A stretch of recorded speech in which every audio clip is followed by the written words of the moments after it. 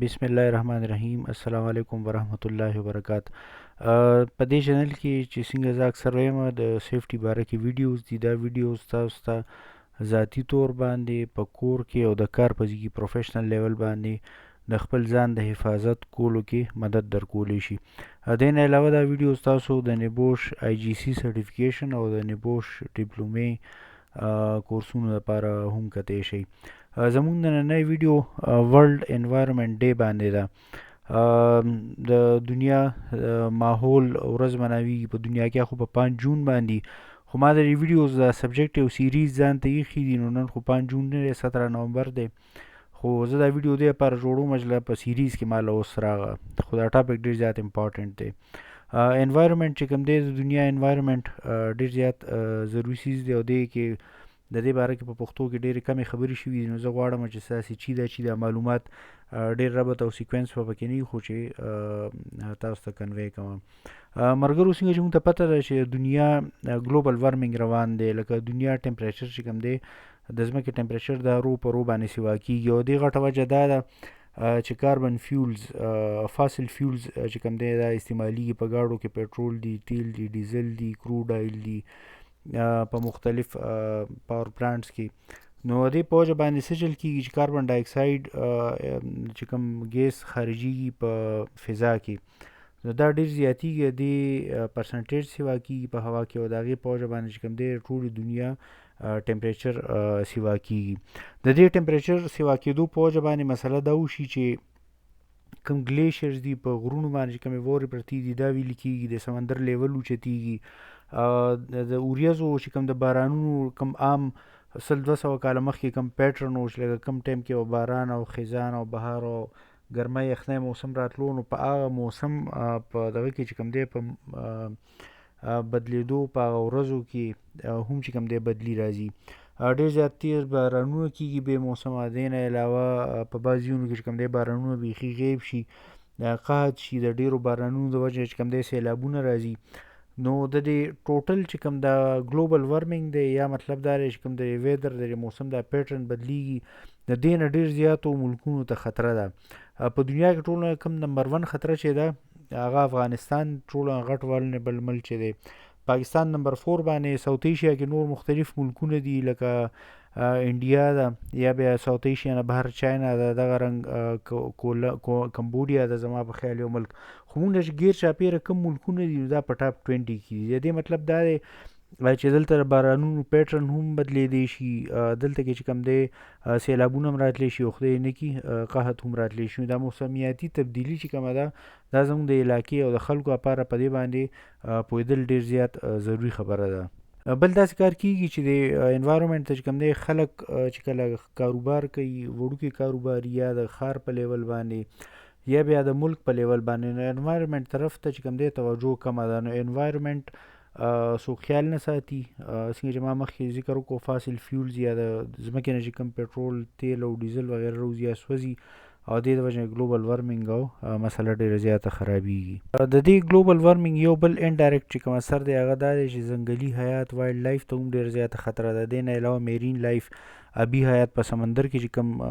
بوټي دي یا ځناور دي، ته هم ډېره زیاته خطره ده، او ټوټل ایکو سیستم چې کوم دی دا ډسټرای کېږي. د دې د انوایرمنټ د مسلې د ګلوبل وارمنګ او د موسم چې دا پیټرن کوم بدلیږي، دا اقوام متحده، یونایټډ نیشنز ډېر زیات سیریس اخیستی، او دې باندې هغه مسلسل ایونټس، مسلسل په دې باندې میټینګز کوي. نو دوی هغې ته چې کوم دی سی او پی میټینګز ورته وایي، کانفرنس آف پارټیز، لکه دا یو میټینګ وي. نو 27 نمبر میټینګ چې کوم دی تېر کال 2022 کې په مصر، زما خیال چې په 23 کې په مصر کې شوی دی،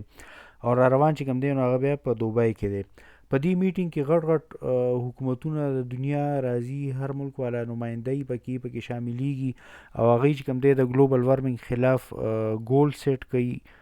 د دې لپاره فنډز الوکیټ کوي. هر یو ملک بیا ځي، هغې لپاره چې کوم دی خپل قانون جوړوي، نیشنل ګولز جوړوي. دا ګولز همیشه که نه څنګه لکه یو سړی ځان ته یو ګول کېږدي چې یاره زه به دا کار په دونه ټایم کې کوم، لکه یا به 10 امتحان ورکوم، یا 12، یا به نبوش پیپر ورکوم. نو دغه ګولز چې کوم دی په نیشنل لیول باندې هم وي.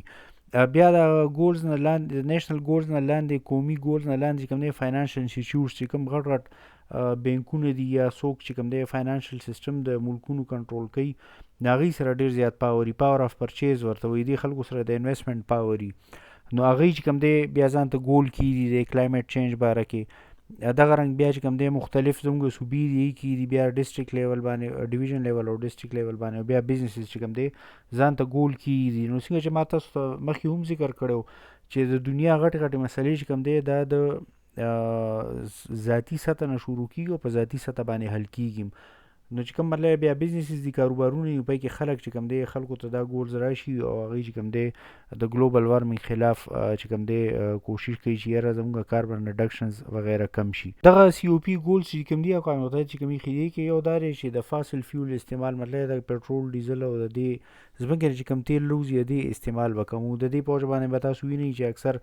اوس د الکتریک چارج ګاډي او موټر سایکل چې کوم دی ډېرې زیاتې راغلي دي دې نه علاوه مطلب لکه چې کوم آی پی پی زموږ په پاکستان کې به تاسو اورېدلي چې له جنریټرونو ډیزل د کروډ آیل نه چې کوم دی بجلی جوړېږي نو هغې نه به رینیویبل طرف ته راځي د بجلی پیداوار مطلب لکه د هوا نه د وینډ نه به بجلی جوړوي سولر یعنی د انور نه به بجلی جوړوي هایډرو یعنی د اوبو نه به بجلی جوړوي دې نه علاوه زموږ چې کوم سوي ګیس استعمالیږي دا هم د ځمکې نه راوځي نو دې د استعمال کمولو لپاره نن سبا یو نوی ګیس هایډروجن دا د اوبو نه جوړېږي او د هغې په استعمال باندې چې کوم دی نو مختلف ملکونه لګیا دی کار کوي ریسرچ کوي بلکې په بعض ځایونو کې خو الریډي زیر استعمال هم دی او دې نه علاوه څه ناڅه حده پورې نیوکلیر پاور چې کوم دی هغې طرف ته ملکونه لګیا دي شفټ کېږي ان شارټ دا چې کوشش کوي او اقوام متحده کوشش کوي چې کلین فیول او کلین ټیکنالوژي طرف ته راشي مطلب دا دی چې داسې ټیکنالوژیز او داسې څیزونه استعمال شي او داسې پراډکټس راشي چې په هغې کې د تیلو استعمال ډېر زیات کم وي اقوام متحده دا ګول هم یې دی چې ملکونه او بزنسز به چې کوم دی نیټ زیرو طرف ته ځي د دې مطلب دا دی چې هر یو ملک او بزنس په مطلب لکه داسې د بجلی خپل کنزمپشن کوي چې هغوی به لکه فاسل فیول بالکل لکه زیرو ته راشي هغوی به ټوټل چې کوم دی په رینیویبل انرژۍ باندې کار کوي نیټ زیرو ته ډېر کم ملکونه تللي دي چا ځان ته 2050 2030 او 40 والا ټارګېټ یې ښیی دی زما خیال چې امریکې ځان ته 2050 ښیی دی غټ اکانومیز خو په دنیا کې یو ملک داسې دی چې هغه نیټ زیرو نه دی بلکې هغه کاربن نیګیټیو دی مطلب دا دی هغه چې څونه تیل سوځوي او څونه کاربن ډای اکساید بوټان داسې ملک دی چې څونه کاربن ډای اکساید پیدا کوي د ټول ملک په سطح باندې د هغې نه زیات ځنګل په عمل کې موجود دی او هغې نه زیات چې کوم دی کاربن ډای اکساید یې د هوا نه واپس الي نو صرف په دنیا کې بوټان یو داسې ملک دی چې هغه د دنیا عالمي سطح باندې انوایرمنټ ته څه نقصان نه ورکوي او الټه چې کوم دی هغه فایده دی نور ټول ملکونه چې کوم دی کاربن ډای اکساید زیات پروډوس کوي او الي کم په دې کې به چې کوم دی د فارسټ یا د ځنګلاتو هم ډېر زیات غټ کردار وي څومره چې بوټي زیات وي نو بوټي به د هوا نه کاربن ډای اکساید راوباسي او اکسیجن به ورکوي په دنیا کې د ځمکې په سطح په پرسنټیج باندې چې تاسو ووایي نو زما په خیال چې ټول نه زیات د ځمکې پرسنټیج چې کوم دی جاپان وایي 70% هلته کې ځنګل دی او نور ایریا وایز د دنیا ټول نه غټ ځنګل چې کوم دی په رشیا کې دی داسې بیا کنیډا او چاینا او امریکا ما ته سیکوینس کې نه یاد خو په دې ملکونو کې ډېرې غټې ځنګلي دي پاکستان کې په د رقبې په لحاظ صرف زما په خیال چې په 2 یا 2.5% ځمکې باندې چې کوم دی ځنګل دی زموږ ځنګل ډېر زیات کم دی لکه تاسو جاپان سره نور ملکونو سره کمپیر کوئ نو ډېر زیات کم دی نو موږ له پکار دي چې فاسل فیول باندې انحصار کم کړو رینیویبل انرژۍ ته لاړ شو او ځنګل یې وکرو دې نه علاوه اقوام متحده سسټینیبلیټي ډیولپمنټ ګولز یې ښي دي هغه هم موجود دي هغه هم دغه سسټینیبلیټي یا د انوایرمنټ باره کې دي چې مطلب دا دی موږ خپل انوایرمنټ څنګه ښه کولی شو ملګرو بعضې څیزونه چې کوم دي بعضې څیزونو اثر ډېر زر وي بعضې څیزونو اثر سلو وي دا یاد ساتي د انوایرمنټ اثر لکه اوس که زموږ گاډی چلو په ډیزل پټرول باندې نو موږ ته دا پته نه لګي چې د څه اثر دی د دې اثر به ډېر زیات وروست وي خو دا ډېر زیات اهم څیز دی دې نه علاوه یو دا کار کېږي چې زیات افیشنټ ګاډي او ماشینونه استعمال شي مطلب چې لږه کم تیل استعمالوي او زیات لرې سفره پورې ځي او د اے سی او د هیټینګ چې کوم سیسټم دی په یخو ملکونو کې نو هغوی د انسولیشن یا د انرژي افیشنسي باندې لګیا دی کار کوي نو دا خبرې چې کوم دی په انډکشن ټریننګ او ټول باکس ټاک کې خپلو کسانو ته کول پکار دي چې ته پته ولګي چې دنیا په سطح باندې څه روان دي او را روانې غټې مسلې په سټریټیژیک لیول باندې په 20-30 کالو کې به دنیا ته صحیح د انوایرمنټ باره کې څنګه چې ما مخکې په تیر ویډیوز کې هم ذکر کړی پکار دی چې مونږ داسې لابینګ وکړو پریشر ګروپس او یونینز جوړ کړو چې هغوی زمونږ سیاستدانان په دې خبره باندې زموږ لیډران متوجه کړي چې یاره دا شیز زموږ دپاره اهم دی او ووټ به هغه سړي ته میلاویږي څوک چې د نورو غټو کارونو لپاره چې کوم دی کوششونه کوي. دې باره کې مونږ په سایټس باندې مطلب لکه ساينس هم لګولی شو. اقوام متحده یو ان سسټینبیلیټي ګولز او سی او پی میټینګز په دغه باندې شته په نیټ باندې ډېر ښکلي ډیټیلز دي پکې. سیفټي باره کې که تاسو نور ویډیوز کتل غواړئ په دې چینل به تاسو ته میلو شي. لایک یې کوئ، شیر یې کوئ، سبسکرایب یې کوئ. که څه دې کې غلطي یا څه بل ویډیو تاسو کتل غواړئ باندې کمنټ وکئ. الله دې زموږ د ټولو حفاظت وکړي. الله حفاظت کول والا دی د لوی الله په امان. او بل یو اخیري خبره، زه دې ویډیوز کې ښکته هیشټیګز اچوم. هغه هیشټیګز داسې وي چې دنیا کې دې باره کې خبره کېږي پښتو کې دغه هیشټیګز یا دغه ټاپکس باره کې خبرې ډېرې زیاتې کمې دي. ویډیوز د لاندې کوم هیشټیګز دي دا وګورئ. چې تاسو کلیک کړئ نو یوټیوب باندې به تاسو ته سره ریلیټډ نور هم ډېر زیات ویډیوز راشي. نو هر